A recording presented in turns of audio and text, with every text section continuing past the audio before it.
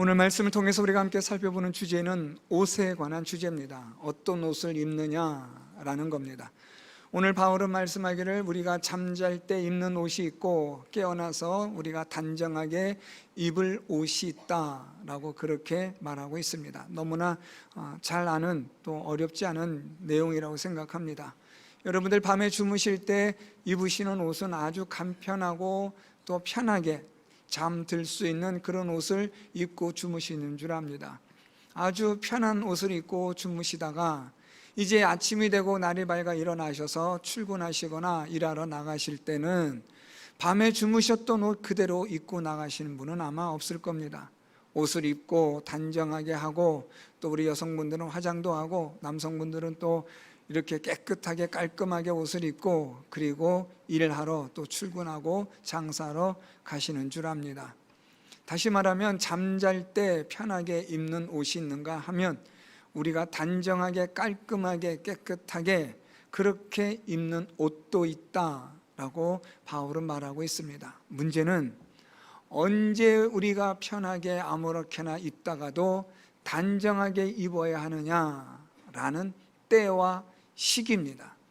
그래서 여러분, 오늘 본문 말씀은 옷에 대한 것을 말하고 있지만 사실은 때와 시기로 인하여 입는 옷을 말하고 있다고 보시면 됩니다. 오늘 바울은 때와 시기에 대해서 아주 중요한 것을 말해주고 있습니다. 오늘 우리가 읽었던 말씀 11절에 보면 또한 너희가 이 시기를 알거니와 라고 말합니다. 그러면서 바울이 조금 더 자세하게 자다가 깰 때가 벌써 되었다, 시기에 대해서 말하는데 두 가지를 말합니다. 자다가 깰 때가 되었다. 또 하나의 시기는요, 11절 하반절에 구원이 처음 믿을 때보다 가까웠다라는 겁니다. 두 가지입니다. 지금 바울이 말하고 있는 시기를 너희들이 알아야 한다라고 말하는데, 그 시기는 자다가 깰 때가 된 시기요, 하나님의 구원이 가까워진 시기, 이것을 너희들이 알아야 한다라고 바울이 말하고 있습니다. 오늘 이 때와 시기를 통해서 우리가 어떤 옷을 입어야 하는지를 말하고, 그 옷을 우리가 입음으로써 우리가 성도로서 바르게 합당하게 살아갈 수 있는 것을 바울이 말하고 있습니다. 오늘 본문에서 바울이 말하는 이 시기를 알지니 시기를 알거니와 라고 말씀하는데, 이 시기에 대해서 첫 번째로 말씀한 것이 자다가 깰 때가 되었다 라고 말합니다. 그런데 자다가 깰 때가 되었는데 여기에 무엇을 첨가했냐면 벌써 라는 말을 첨가했습니다. 자다가 깰 때가 되었는데 벌써 되었다. 자, 무슨 말입니까? 깨어나야 되는데 늦었다라는 겁니다. 지금이라도 서둘러야 된다라는 긴박함을 말해주고 있습니다. 지금 일어나지 않으면, 지금 깨어있지 않으면 큰일 난다라는 의미가 있다라는 말입니다.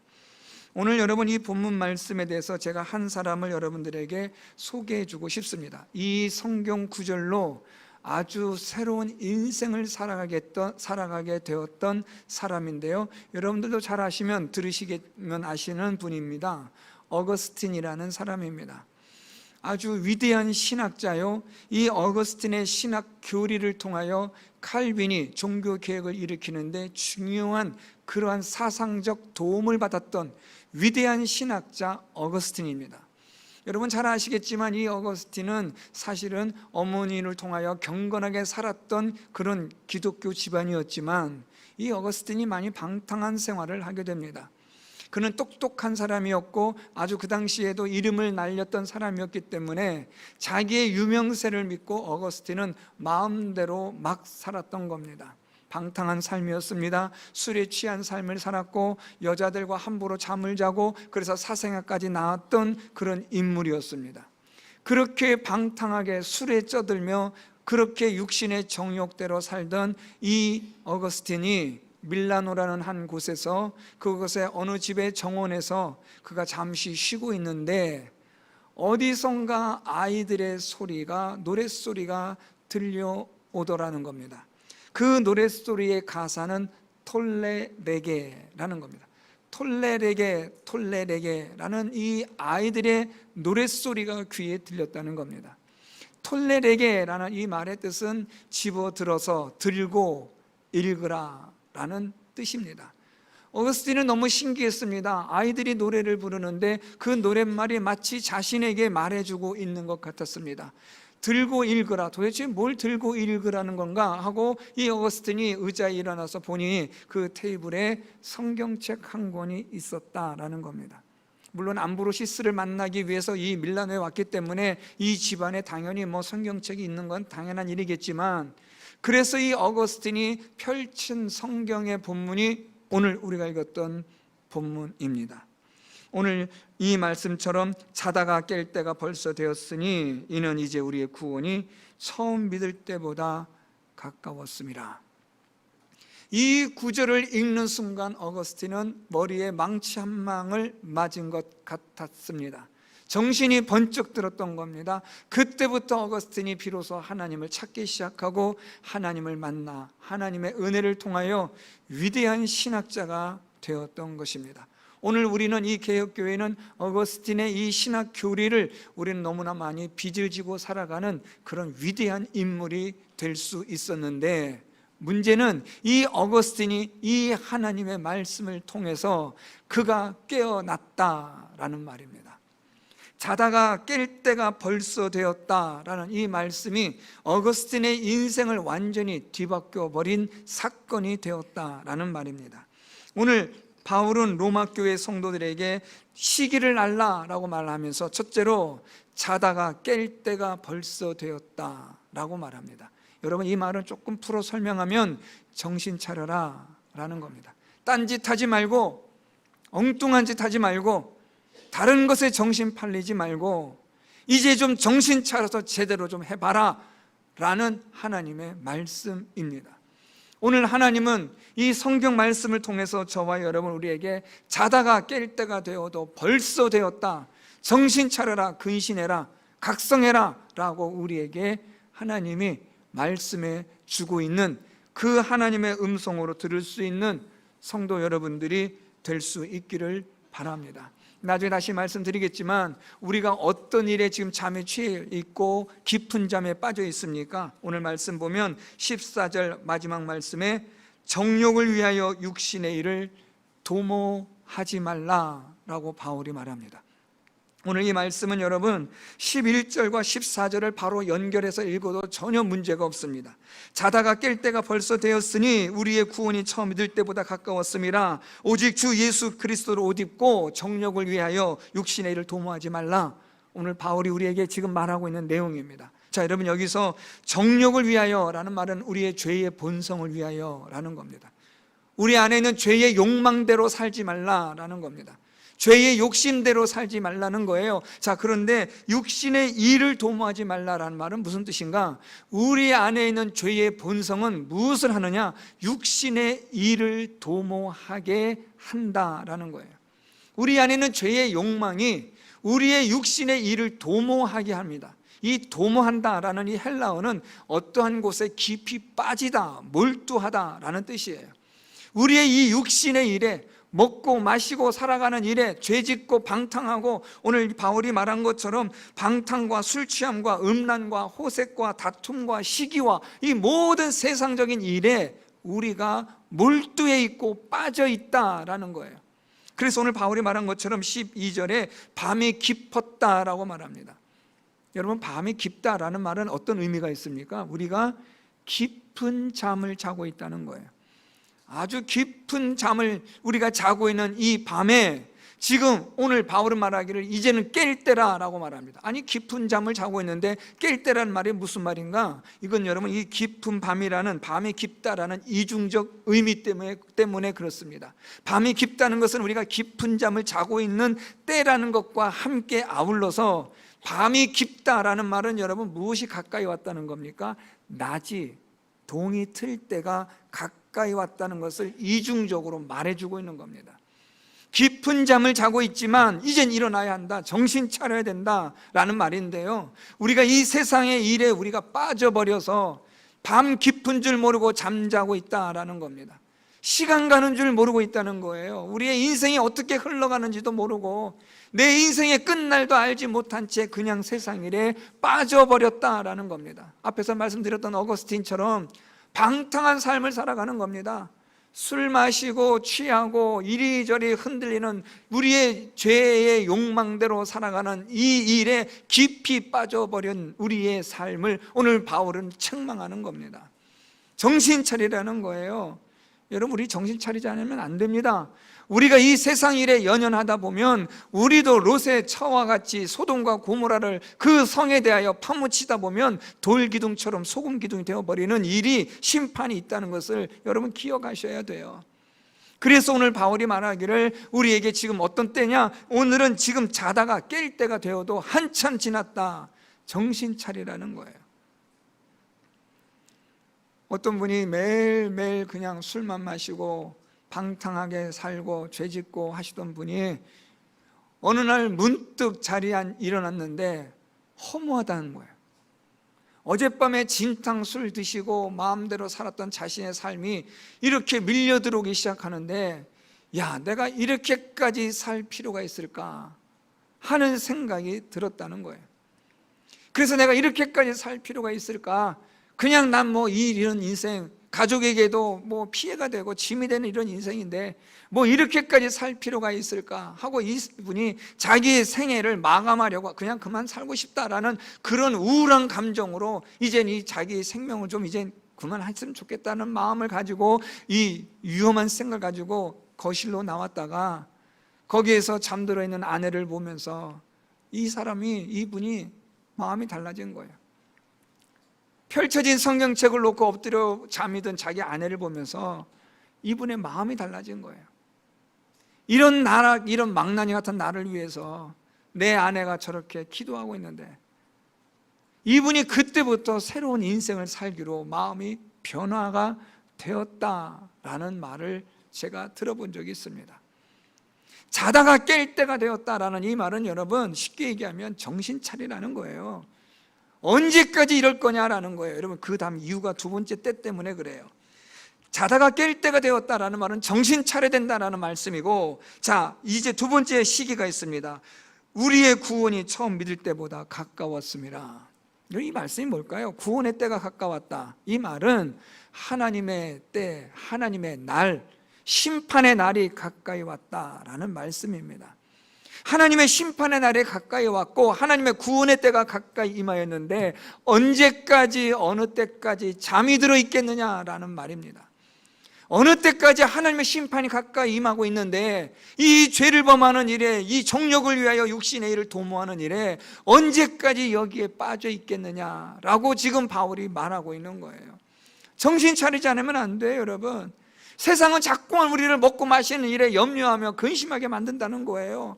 온갖 일들이 일어나고 있는데 이 모든 일들이 알고 보니까 세상 염려와 근심에 빠지게 만드는 거예요. 정욕을 위하여 육신의 일을 도모하지 말라. 여러분, 이 도모하다라는 말은 어떤 곳에 우리가 몰두하다, 빠지다는 건데 무엇으로 인하여 몰두하고 빠지느냐? 염려와 근심으로 몰두하여 빠지는 것을 말합니다. 무엇을 먹을까, 무엇을 마실까, 무엇을 입을까 염려하지 말라. 예수님 말씀하셨잖아요. 너에게 필요한 모든 거 하나님께 다 아시기 때문에 너에게 다 주신다라고 말씀합니다. 하나님을 믿음으로 너희는 염려하지 말라. 이방인들이 염려하는 것인데 너희들은 왜 염려하냐? 예수님 그렇게 말씀하잖아요. 그런데 우리는 여전히 세상의 일에 빠져 있고 염려와 근심하고 있다는 거예요. 오늘 그래서 바울이 말하는 겁니다. 지금 정신 차리지 않으면 안 된다. 왜냐하면 하나님의 때가, 심판의 때가 가까이 오고 있다라는 거예요. 여러분, 정신 차리셔야 돼요. 돈 열심히 버시는 것도 중요한데 뭐 귀한 일이겠죠. 그런데 여러분, 돈보다 더 중요한 게 있잖아요. 여러분, 생명이요. 돈 다 벌다가, 돈 열심히 벌다가 하나님 오라 하시면 여러분 어쩌실 건데요? 안 가겠다고 이러면 버티실 겁니까? 그럴 수도 없지만 여러분, 무슨 일을 하든지 간에 주님께서 이제 그만하고 오라 하시면 우리는 가야 합니다. 심판의 날이 가까이 왔고 구원의 때가 가까이 왔으므로 그래서 너희는 정신을 차리고 근신하고 각성하고 이제는 깨어 있어야 한다라고 바울이 지금 말하고 있는 거예요. 이 시기를 너희들이 알아야 한다.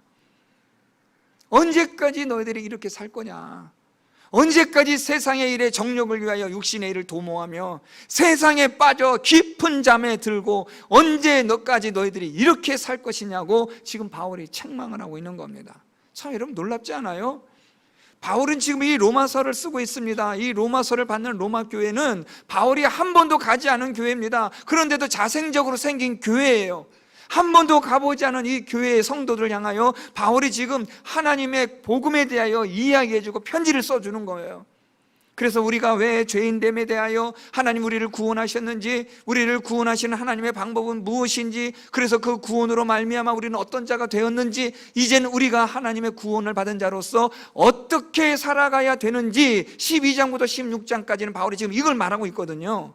성도로서 어떻게 살아야 할 것인가를 말하는데, 오늘 바울이 이 로마 교회 성도들에게, 한 번도 만나보지 못한 성도들에게 지금 무슨 말을 하냐면, 너희가 이 시기를 알아야 되는데 정신 차리라는 거죠. 아니 어떻게 한 번도 만나보지 않은 사람에게 이런 말을 할 수 있겠어요? 성령께서 바울에게 이 말씀을 통하여 로마 교회 성도들의 필요한 것을 말씀하게 하신 거죠. 그래서 오늘 이 바울은 로마 교회 성도들에게 정신 차려라, 자다가 깰 때가 되어도 벌써 되었는데 아직까지도 깊은 잠에 빠져 있느냐고 그렇게 말하고 있는 겁니다. 하나님의 때가, 구원의 때가 점점 더 가까이 오고 있는데 언제까지 너희들이 이런 잠에, 세상의 잠에 빠져 있고 정욕을 위하여 육신의 일을 도모하는 일에 정신 팔려 있느냐라는 거예요. 여러분 요즘 보세요. 저는 드라마 같은 걸 잘 보지 않지만 얼마나 쓰레기 같은 드라마가 많습니까? 이제는 뭐 동성애가 그냥 공간에 뭐 돌아다니고 있잖아요. 뭐 드라마를 통해서, 영화를 통해서, 책을 통해서 이런 동성애들이 얼마나 많이 여러분 우리 이 대중 매체를 통해서 나타나고 있어요. 음란한 일들이 얼마나 많고 여기에 대하여 또한 여러 가지 많은 음란한 것들을 부추긴 일들이 얼마나 많아요, 여러분. 다들 뭐 옷도 제대로 입지 못한 사람 돌아다니는 세상이잖아요. 왜 옷을 안 입고 다니는지 모르겠다고 어떤 나이 드신 분들이 끌끌 혀차던 때가, 정말 제가 젊었을 때도 그런 얘기 들었는데 제가 나이 들어 보니 정말 그런 것 같아요. 여러분 오늘 우리가 이 세상이 어떻게 돌아가는지를 보셔야 됩니다. 세상 돌아가는 걸 잘 보셔야 돼요. 이 세상이 얼마나 음란하고 음탄하고, 오늘 바울이 말한 것처럼 방탕하고 술 취하고 음란하고 호색하고 다투고 시기하는 세상인가를 한번 보세요, 여러분.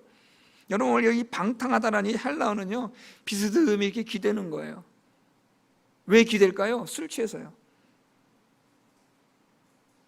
요즘은 여러분 사람들이 술 먹는 거예요 전혀 죄의식이 없습니다. 교회를 다니든 안 다니든 간에 이 술 마시는 거, 담배 피는 거, 여기에 대한 죄의식이 없어요. 다 그러려니 생각하는 거예요. 교회 다닌다고 하면서 맥주 마시고 와인 마시고 소주 마시고 아무렇지도 않게 여기는 세상이 되어버렸잖아요. 텔레비전만 켜면 온갖 음란하고 음탕한 것들이 지금 온 텔레비전을 도배하고 있잖아요. 여러분 인터넷 들어가 보세요. 눈 뜨고 볼 만한 게 도대체 어디가 있습니까? 우리 아이들이 이런 세상을 살아가고 있고 우리가 지금 이런 세상을 살아가고 있는 거예요. 이런 데에 정신 팔리고 이런 데 한눈 팔고 있다가 우리 주님의 심판의 날이 임했을 때 어떻게 할 거냐라고 오늘 바울이 반문하고 있는 거예요. 로마 시대나 오늘 이 시대나 오늘 바울이 말한 건 이런 내용은 아주 기가 막히게 맞아떨어지고 있습니다. 방탕한 시대요, 술 취한 시대요, 음란한 시대요, 호색하는 시대요, 다투는 시대요, 시기하는 시대입니다. 그래서 바울이 말하기를 정신 차리라는 거예요. 여러분 이 말씀 조금 더 제가 표현을 좀 더 풀어 설명하면, 하나님께서 좋은 말로 말할 때 정신 차려라, 그 말씀이에요. 저는 제가 잘 아는 참 저의 친한 분이 좀 안타까운 상황에 처해 있습니다. 저는 그거 볼 때마다 제 개인적으로 친한 분이기 때문에 마음이 아파요. 그러면서 하나님께서 계속해서 저에게 주는 마음에 감동이 있어요. 정신 차려라, 하나님의 심판의 때가 가까이 왔다. 여러분 심판의 때가 가까이 왔어요. 하나님께서 우리에게 문을 두드리고 계세요. 우리가 문을 열고 들어가 주님을 영접하면 다행인데 우리가 문을 열지 않을 때는 심판이 임하는 거죠. 오늘 바울이 지금 우리에게 자다가 깰 때가 벌써 되었는데 아직도 밤이 깊은 이 잠을 너희들이 자고 있느냐? 하나님의 심판의 날이 이르기 전에 깨라고 말합니다. 자, 이제는 우리가 어떻게 해야 될까요? 이 시기를 알았습니다. 정신 차려야 됩니다. 그럼 어떻게 할까요? 오늘 바울이 말합니다. 13절에 낮에와 같이 단정히 행하고 라고 말합니다. 여러분, 그래서 이 단정히 행하다라는 말은요, 아주 좋게, 아름답게, 탁월하게 라는 뜻을 가진 단어입니다. 우리가 낮에 여러분 다닐 때 여러분 옷 어떻게 입고 다니세요? 어디 멀리 외출하실 때 여러분 옷 어떻게 입으세요? 집에서 입었던 것처럼 아무렇게 막 입고 나가세요? 그렇지 않잖아요. 단정하게 옷을 입잖아요. 머리도 빗고 또 우리 여성분들은 화장도 하고 남성분들은 또 멋지게 차려입고 그리고 우리가 나가잖아요. 단정하게라는 말은요, 탁월하게 아름답게라는 건데요, 오늘 본문에 따라 말씀하면 경건하게 거룩하게라는 거죠. 오늘 바울이 말하기를 낮에와 같이 너희들이 단정히 행하는 것처럼 경건하게 행하라, 거룩하게 생활하라 라는 거예요. 세상 일에 빠지지 말고 정욕을 위하여 살아가지 말고 우리 몸 안에 우리 이 마음에 있는 이 육신의 본성대로 악하게 살지 말라는 거예요. 여러분, 우리 몸 안에 우리 마음에 여러분 있는 게 뭐가 있을까요? 저는 가끔씩 그런 생각을 해요. 제 방에 앉아서 이렇게 가끔씩 이렇게 빵 같은 걸 먹다가도 참 이 먹는 것은 귀하게 아름답게 들어가는데 왜 나오는 것은 더럽고 추하고 악할까? 먹다가 그런 생각이 딱 들면요, 밥맛이 떨어져요. 입맛이 딱 사라지는 거예요. 먹는 거는 이렇게 귀하고 아름답게 선하게 먹는데 여러분 드시는 거 다 선하고 아름답고 하나님 주신 거 얼마나 감사함으로 먹어요. 그런데 왜 나오는 것은 더럽고 추하고 악한 것들만 나올까라는 거예요. 그래서 오늘 바울이 말합니다. 단정히 행하라. 어떻게 우리 여러분 단정히 행할 수 있습니까? 12절 말씀 하반절에 보면요, 어둠의 일을 벗고 빛의 갑옷을 입음으로. 어둠의 일은 여러분 방금 말씀드렸던 것처럼 우리가 방탕함, 술 취함, 음란함, 호색함, 다툼, 시기 또는 14절 마지막 말씀처럼 정욕을 위하여 육신의 일을 도모하는 일, 이게 바로 다 어둠의 일이에요. 어둠의 옷입니다. 그런데 이런 옷을 벗으라는 거예요. 이 옷을 벗고 무엇을 입으라고 말씀해요? 빛의 갑옷을 입으라. 자, 여러분, 그런데 여기서 좀 하나 우리가 의문을 가지고 보셔야 될 구절이 있어요. 어둠의 일을 벗고, 즉 어둠의 옷을 벗고 빛의 옷을 입으라, 이렇게 해도 전혀 문제가 없어요. 그렇죠? 어둠의 옷이 이러한 방탕과 술 취함과 음란과 호색과 다툼과 시기와 같은 일들인데, 이런 어둠의 옷을 벗고 우리가 빛의 옷을 입어 낮에와 같이 단정히 행하라, 이래도 괜찮아요. 여러분, 전혀 문제가 없어요. 빛의 옷이라고 얘기해도 될 텐데 왜 바울은 여기서 굳이 빛의 옷이라고 하지 않고 빛의 갑옷이라고 말했을까요? 이게 고민이 되셔야 돼요. 그냥 빛의 옷으로 해도 전혀 문제가 없잖아요. 어둠의 일을 벗고 어둠의 옷을 벗고 빛의 옷을 입으면 된다, 단정히 행하라 라고 하면 되는데 왜 굳이 바울은 여기서 갑옷이라는 단어를 사용했느냐라는 겁니다. 하나님께서 성경을 통하여 단어들을 선택하실 때도 성령 하나님께서 감동시키셔서 역사하여 이 말씀들을 기록하게 하신 겁니다. 따라서 갑옷이라는 이 단어가 굳이 선택된 데는 이유가 있는 거죠. 왜 이 옷을 벗는 일에, 입는 일에 갑옷이라는 단어가 사용되었느냐라는 겁니다. 여러분, 우리가 어둠의 옷을 벗는 일이 쉬울까요? 어려울까요? 어렵습니다. 방탕과 술 취함과 음란과 호색과 다툼과 시기, 정욕을 위하여 육신의 일을 도모하며 살아왔던 우리가 이 모든 것을 끊어버리는 일이 여러분 쉬워요? 어려워요? 어렵죠. 한 번도 해보지 않은 분들은 어렵거나 쉽거나 감이 안 오시겠지만 조금이라도 생각해 보신 분들은 엄청나게 어려운 일이라는 걸 알 거예요. 아니, 어려운 정도가 아니에요. 어느 정도까지냐면 내가 죽기를 각오하면서까지 해야 될 일인 거예요. 다시 오늘 말씀 질문으로 돌아가서 왜 바울이 여기서 빛의 옷이라고 하지 않고 갑옷이라고 말했을까요? 여러분, 갑옷은 언제 입어요? 전쟁할 때. 우리가 어둠의 옷을 벗고 빛의 옷을 입는 것이 무엇이라는 거예요? 전쟁하는 거예요. 피 흘리며 싸우는 일이에요.